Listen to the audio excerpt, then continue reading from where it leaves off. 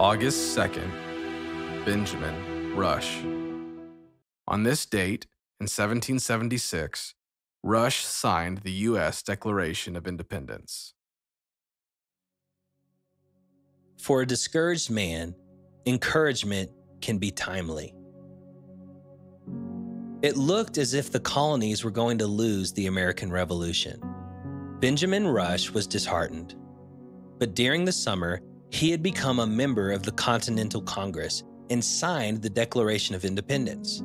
It was a step of faith, an effort to support the cause that would bring freedom to America. The next spring, Rush was appointed physician-in-chief of the military hospital of the Middle Department of the Continental Army. As the war progressed, Rush had to help on the battlefield, so he joined the Philadelphia militia who supported George Washington. In Bristol, he tended to the soldiers' health, but more than that, he encouraged the men to stay strong and to remain firm in their duty. By the time a dreadful winter descended on the area, the excitement of declaring independence had diminished, and the stark realities of war glared. Just before Christmas, Rush met with General Washington near the Delaware River, and Rush could see how discouraged and ragged the Continental Army was. Not enough guns, treacherous icy weather, and some of the men were even fighting barefooted. Some had rags tied around their feet in place of boots. Washington seemed depressed. Rush listened intently and reminded the general that the Continental Congress supported him and knew that the war had been tough. They had faith in Washington's leadership. Washington began to scribble on some papers. At first, Rush didn't think anything of it, until a single piece of paper accidentally fell by his feet. The words on the page read, "Victory or death."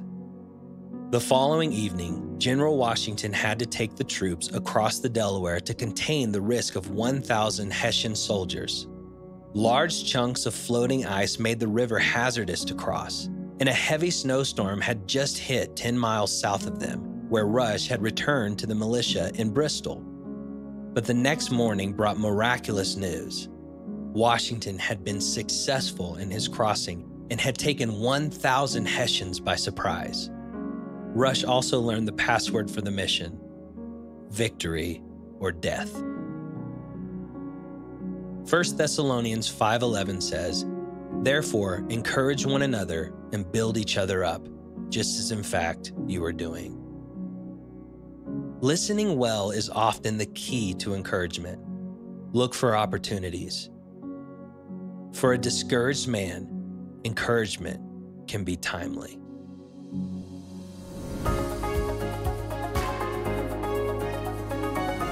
Well, good day, 365 Christian Men. My name is Russell, and it is August 2nd. And we just heard the story, the inspirational story of Benjamin Rush. And as I look back at that story, really what comes to me and comes to mind is encouragement. And, you know, it's kind of crazy that I find myself in the position I'm at today.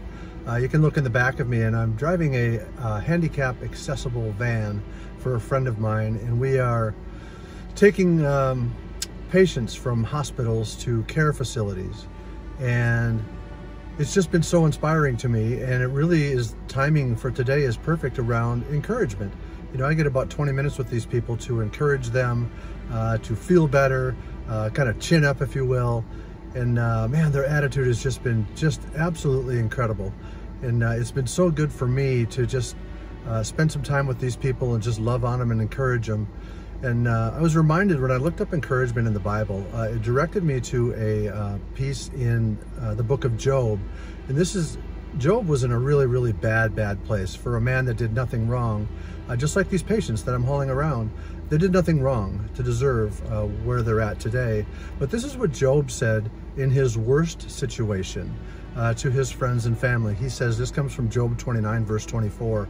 He says, "I smiled at them, and they could hardly believe it. My smile made them feel better." So my challenge today, you know, as we go through the day, let's just find somebody in our life. Maybe it's a friend, a family, maybe they're not even in a bad place, but just that piece of encouragement is just so powerful for people. And I think if we do that today, just encourage somebody, feel really good for us. It's the right thing to do.